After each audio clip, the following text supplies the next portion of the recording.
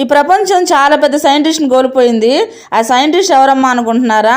ఈ వీడియో మొత్తం చూస్తుండండి, ఖచ్చితంగా సైంటిస్ట్ ఎవరో మీకు తెలుస్తుంది. కరెక్ట్గా నాకు 11 ఏళ్ళ వయసు ఉంటుంది. మా అమ్మ సేమియా ఉప్మా చేయదు, నేను స్కూల్కి పోవాలా. మా అమ్మ అనుకునింది టీచర్ కొట్టిందానో తిట్టిందానో లేకుంటే హోంవర్క్ రాలేదానో అందుకే పోలేదులే అనుకునింది మా అమ్మ.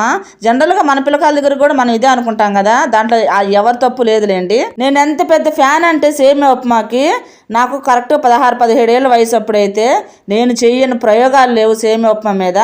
ఏం ప్రయోగం అనుకుంటారేమో, సేమియా పొడి పొడిగా రావాలని. ఇప్పుడు మీకు తెలుసుంటుంది నా మాటల్లో ఆ సైంటిస్ట్ ఎవరో, అది నేనేనండి.